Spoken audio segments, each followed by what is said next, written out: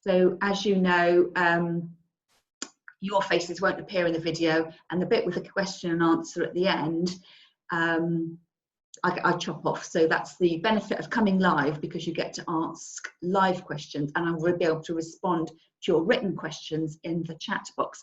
So I have got a question for you if you want to write your answers down in the chat box, if you can find it. Number one is, have you made a door wreath before? Do you know what you're doing, or is this brand new to you? So you could say, done it before, or new to me, something like that, just so we can gauge what's happening. So we've got one who's done it before.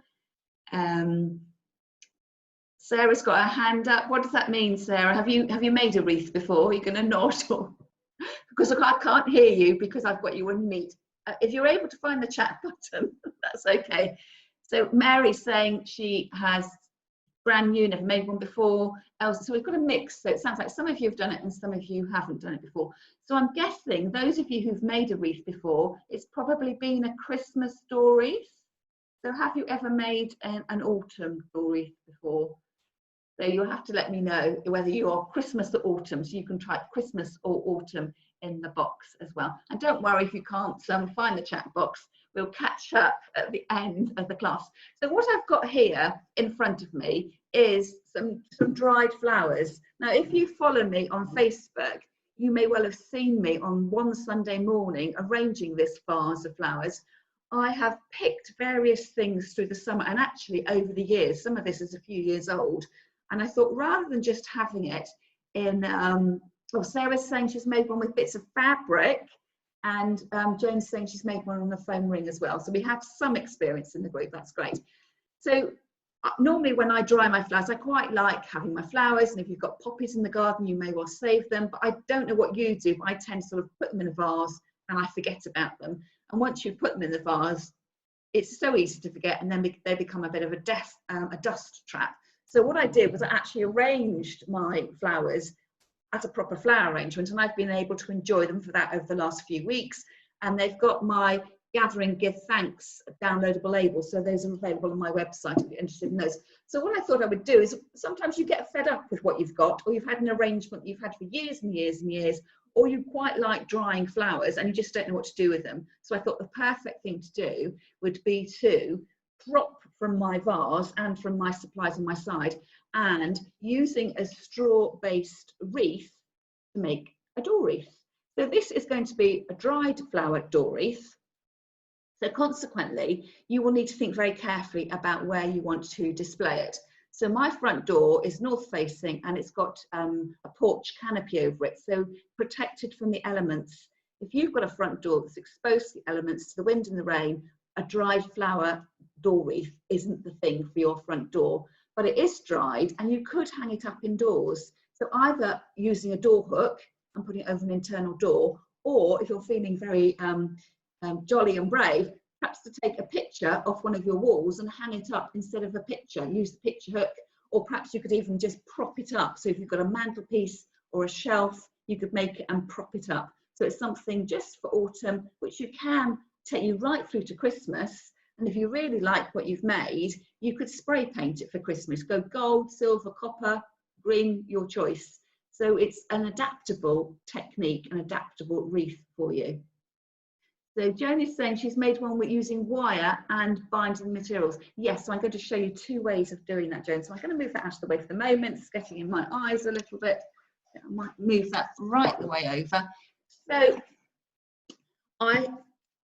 the first thing you need is this straw wreath. So I've bought this online, so I did send you the link to that. So obviously you can buy it from other places. I send you the links for Amazon because it's convenient to do so. But at least if you want to go out and buy one of these from a hobby shop or from your local garden centre, or to see whether your florist or even a charity shop sells them, you know what you're looking for.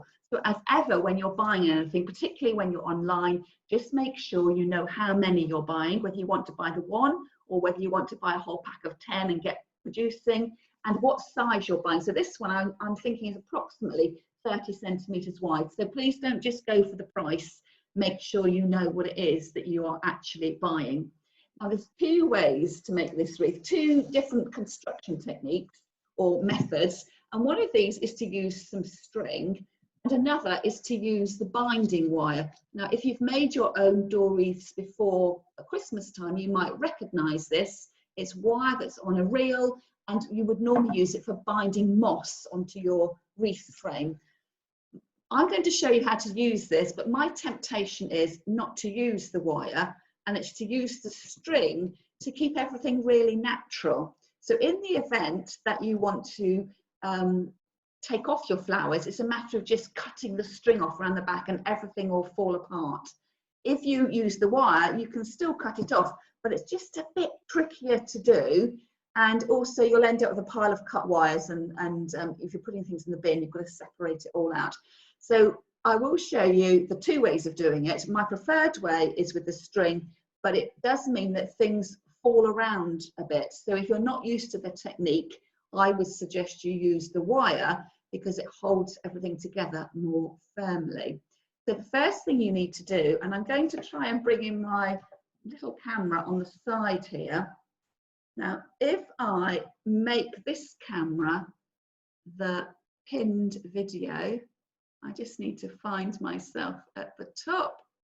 Let's see, perhaps you'll let me know in the comments whether this video is coming up for you. Does that work? I think it's worked for me, so you can see more closely what I'm doing. So fingers crossed. Has that come up on your big screen as well? Yes, I'm getting a yes, so that's worked. So off to the side, I've got, having told you I was going to take away, separate out my bunch of flowers. Of course, you can't see this now. I'll put it there. I've got a bunch of wheat. So when we were in proper lockdown, doing my daily walks, and it's amazing how much wheat was growing outside the fields, so in the hedgerows. So some of that I've chopped. So this would have been July time probably. I've chopped it up. I have tied it together with an elastic band, and I have had that just sitting in a vase. So that is all dried now. So with my scissors, I can go through and chop off bits. So I'm guessing, and when in doubt, I always chop bits off that are about a finger to thumb distance, just as a rule of thumb, if you don't know how much to do. Probably about 10 centimetres. And I'll just for speed go through and chop some of those away. I'm going to make little bundles of dried materials, and I'm going to mix them together. So you could do, if you had loads and loads of wheat, you could bundle that together and you could have a wreath that was made with wheat all the way around. So it's entirely up to you what ingredients you add to your door wreath. And it may be that you've got, as I say, a vase of dried flowers that just go in dusty and you've forgotten about them. You might want to cut from that, or perhaps even you might have some silk flowers, because it's the same technique for silk or dried. So you've got options even if you don't have dried flowers, or perhaps you don't like having dried flowers.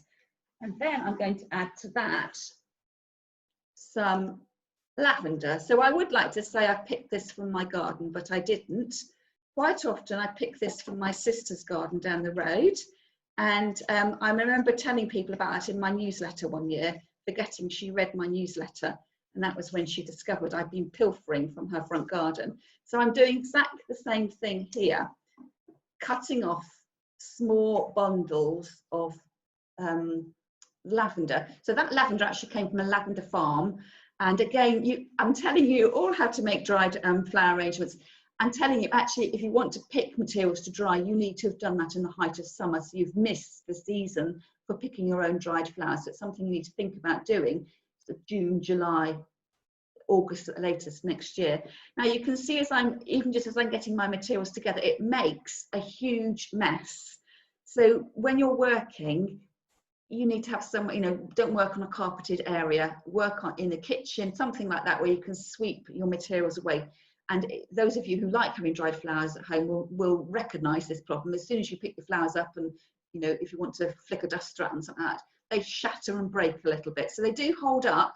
And I'd say that lavender is a couple of years old now. The lavender, some of that, the wheat is just a few weeks old, so that will hold together. They do shatter and break, so it's a word of warning there. And then in my bucket as well, I have got poppy seed heads. So these, if you're lucky enough to have poppies, They will flower May, June time, and then as soon as they start to lose their petals, you can pick them when they're still green or let them dry naturally on the stem and pick those. So I'm having those 3 ingredients. So I've got something that is beige and quite bleached and neutral, something with a bit of a purple flash, and something with a little bit of volume with the poppy seed head. So just a mix of things, but it's entirely up to you what you decide to put into your wreath. So what I'm going to do is take my binding wire, I keep calling it mossing wire because I use it for moss, and I make up little posies in my hand. And this is the way that you get a consistent look all the way around your dooring, is by making up little miniature bunches of your materials. And if you know that each little bunch, for instance, has got 3 stems of wheat, a couple of stems of lavender, oops, and a poppy head, you know that you're going to have a consistent look all the way around your dooring, your wreath. And it's entirely up to you. If you only had 1 material, you would just bundle the 1 material together. If you want to go totally random, that is what you do. So you can see now I need to tie those together. So I've turned the heads around and I'm holding those in the palm of my hand, and I'm taking the wire and I'm wrapping it round a couple of times and cutting it off. Oops.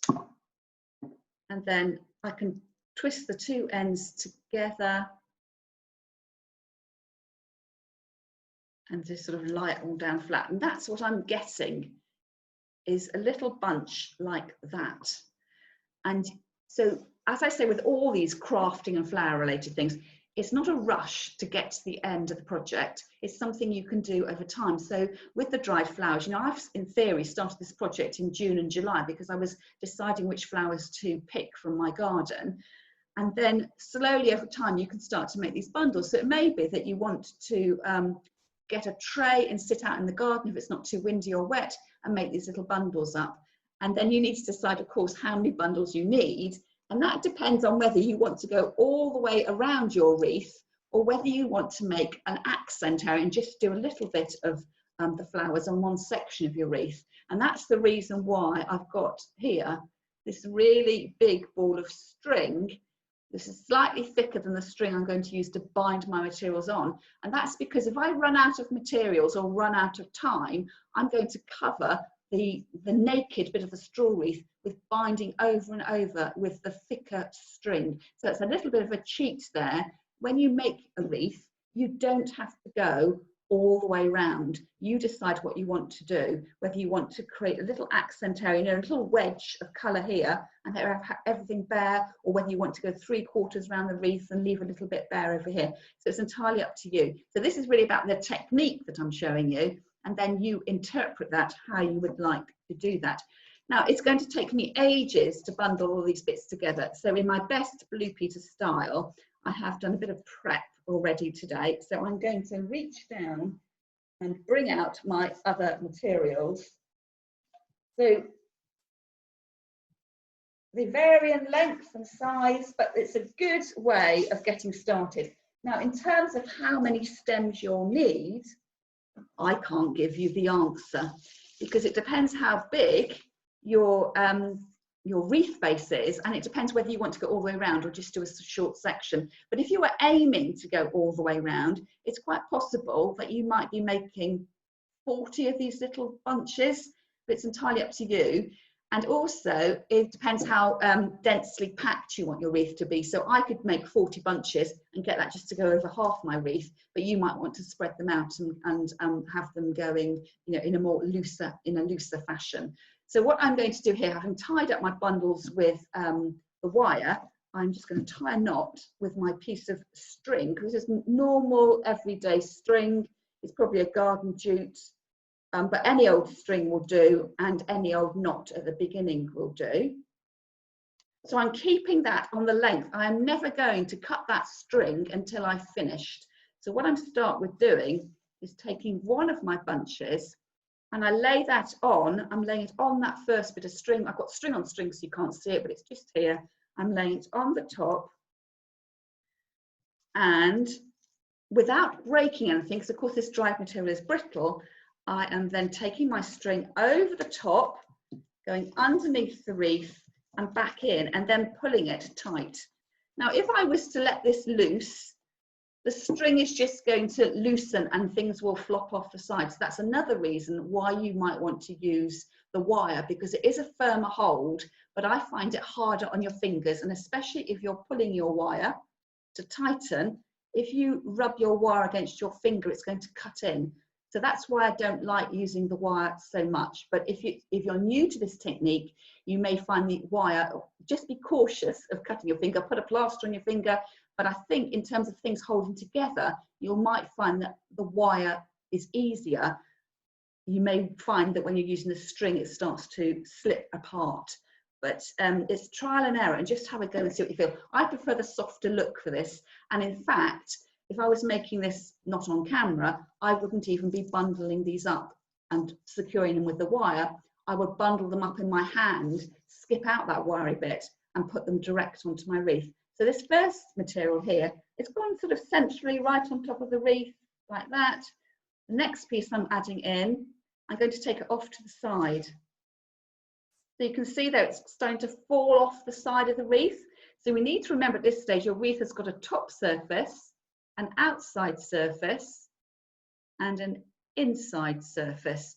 So when you're putting your materials on your wreath, you're going to put one on the top, one to go to the outer side, and one to go to the inside. So it's every little band that you add in has actually got 3 placements. So I'm going to go top, edge, middle, top, edge, middle, top, edge, middle, and work my way around. So here I go. So keeping my string on a short lead, because you don't want to get too tight, muddled, up and round. And if I'm going around once, if you feel for security, you'd like to go around twice, well, go around twice. I'm being extra careful here because I've got the camera off the side. I'm worried about knocking it. So that is holding, and I can pull the string tautly, so it holds in place. I can let go confidently. It's not totally slipping. So perhaps that double wrap might help you. And then coming in with my third piece, and that's going on the inside edge. So I have managed to get a sort of full width coverage, but I need to have 3 pieces of material to do that. And if anything, depending on whether you like the circle, having a blank circle in the middle, don't make the pieces that go in the middle stick out too much, because you'll end up with just a mound of dried materials. So you do need to sort of keep to that tram line of the wreath form shape, so you don't disguise what you are doing. And then you continue on. So I'm going to go twice around there, do that. So that is my first placement of material. So you can see, if I lift that up, it's going over the top, and then this bit here is what will be resting on the door or back against your wall. So you'll see, it's getting the camera angle right there, it flows over the edge a little bit. Now the next placement, you need to be hiding these stems. We don't want to be seeing these bits of wire and these bare stems. So this is where you come in with your next bundle, and I'm going to go, because I like a pattern, I'm going to go straight on the top, and it's your choice here whether you really overlap your materials, which will give a really full look, but you'll run out of materials really quickly, or whether you walk it back down your wreath until you've covered up the stems. You don't want to have it so separated that you start to see these bare stems. So I would say put it on your wreath and then take it for a walk and get it to settle back down, so that your bushy materials are splaying over and covering the stems of the previous bunch, and then wrap it over. So what I might do now is I might, bear with me, and I'll change that camera angle again. I'm going to pin my video back again so you can see what I'm doing. So I'll get rid of that over the side, and hopefully there, if I hold it up, you'll be able to see more clearly what I'm doing. And of course, when you're working, you'll be working in a much more natural state because you won't be showing it to the camera. So what I have done there is I got 1, 2, 3, I've come in with my next bundle. So that's number 1 went on the top. Number 2, I'm going to splay out to the edge a little bit. on the side there, it's giving me some coverage around the side.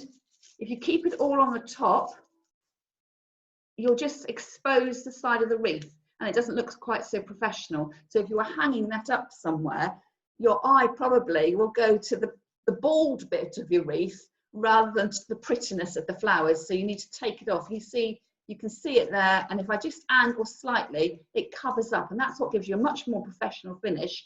And also it sort of melts from the flower to the wall, to the door, whatever you're placing it against. So again, I'm pale on pale again, so I will put a photograph in when I send you the recording afterwards. And then you would carry on and wrapping in the same direction, because if you start wrapping in the other direction, your materials will fall off and you'll be unwrapping. So I've gone around there twice, and I've gone around that one 3 times just to keep the tail of the materials in, the stalks in. So that was one to the top, one to the side, and now I need to perhaps pick a shorter piece and put that one into the inside edge like that. And that's what you do. It is as easy as that. So you just methodically going around. So I would say, if I was making this, my advice to you would be, if it's the first time for you, I would make start off making 20 bunches and just get some of them on there, because there's nothing worse than doing all the hard work and then you don't see what it actually looks like. So I would think, set yourself a task of making 20 bunches and then start to add them in and see what you like, and decide whether you want to have, you know, the components all the same. I can see here, this one has got a flash of purple, but it's sea lavender from a supermarket bunch. Oops, that's just pinged off. So I've got the purple, but it's a different kind of purple. But when you look at it, you won't be able to tell which bits were lavender and which bits were the purple sea lavender, because it would just look like a flash of purple. So you can intermingle your materials. It's entirely up to you. Now, probably this is a good way. Why don't I, if that bit's fallen out, I'll cut that off. These are all loose. So I'm bunching them together in my hand. And if you decided you wanted to skip out the stage of tying the wire around those first, you can apply them direct onto your wreath. It just means you need to hold things firmly, because there's nothing, I can put this on the one with the wire on, position it on the wreath, it'll sit and stay together. But when it's all loose, if I go away, it's going to slide off. But you can do it, and this does make things much faster if you're confident enough just to bundle things in your hand and lay them onto your wreath and then go round. They will hold in place. So that's a really great step for speeding things up, because it will hold just as well, and you won't see the bits of wire if you did bundle with wire to begin with. So there's nothing, you know, you're just speeding it up, because we're trying to cover up these bits of wire when we put materials in, and then we continue around. So this actually has got it's dried and it's sort of got a natural curve to it. So I'm going to use that natural curve and put that one on the outside of the wreath. So I've skipped placements. I haven't got one in the middle. So I've gone to the outside first there, because that was naturally curving like that. And then I'll put up my next piece here, and then trying to cover up these stems. So I've added on, which looks really, really full. But if I put it like that, I am going to run out of materials. So I'm just going to sort of walk it down a little bit until these bushy heads here cover up the stems on the edge there, and then wrap around. So you can see how long it takes. It would probably take me, if I wasn't talking to you, 45 minutes to make this, perhaps even just half an hour, and you would continue around. So you can see what I'm saying. If you decide that you A, can't be bothered to go all the way around, or B, have run out of materials, you could still have that and present it as a finished wreath, and you would say, well, this is my accent area, and you could leave the rest of the wreath natural, or if you wanted to give it more of a panache finish, you could take the rope and just wind it round and round like that, or even the same string, and just continue round for a more completed look. It may be that you might want to, if you like to have a bow, you know, a raffia bow or a hessian bow you could put on there to finish off. And if you want to go all the way around, imagine we're going the same direction, so you put your materials in the same way all the way around. How do you finish your wreath off? So you imagine that all my materials have gone in with the bushy bit upright. So I go bushy bit, bushy bit, bushy bit, bushy bit, bushy, bushy, bushy. Imagine I've gone all the way around. You get to the top and you don't want to end up with a gap. So what you'll need to do, you'll probably need to put more pieces in to finish off than you think, because you'll put a piece in here, and imagine here, a piece in like that, and you still quite haven't finished the gap because you've got these stalks here that aren't hidden, and you need to very carefully pick up the heads, because your last stem needs to be secured underneath the head of the first bunch you put in. And that way, if you're going to go all the way around, it needs to be a seamless finish. So when you look at it, it looks like a nice complete circle that you couldn't see where the beginning and end was. And that is the tricky bit, especially when you're using the dried materials, because they're brittle. If we were making this with fresh greenery, you'd be able to confidently bend it back because it's more supple. So you just need to be careful about that. And possibly you might need to make a bundle of materials that are much, much shorter, and possibly even glue in the last piece. So it can be a bit of fudge getting it to go around all the way around the edge. But I will tell you that it will look fantastic all the way around. But the fashion at the moment, if you ever notice these in magazines or if you're a Pinterest fan, is that it is for the accent area. So this would be, you know, finished. To me, it looks like I've got, you know, a quarter of the way around.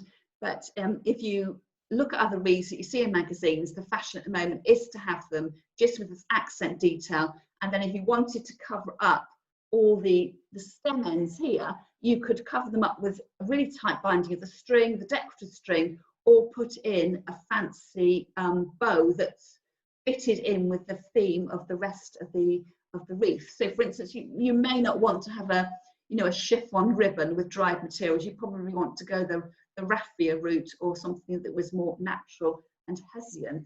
So that is showing you, I'm going to stop there and take you off mute in a moment, but that is showing you the technique. So the technique is, if you're a novice, is to make bunches of materials and bind them together with the wire. You could use the wire to bind on, but as you saw with the string, it did hold really well. And if you're more experienced and more confident, make these bunches in your hand. So you won't be able to make them ahead of time. You will need to make them as you go along, because of course ahead of time they're just going to sit and fall apart, and then bind on. So it's always putting on your materials the same way, that the bushy heads lie over the stems of the bunch before. So imagine I've wrapped that one on, and the wrapping was down there. I put the next one, the bushy heads, covers the stem and that bit of string, and that's how you get that continuous loop round, so you can't see which is the beginning and which is the end. So that is the end of the demonstration. I'm going to unmute you all.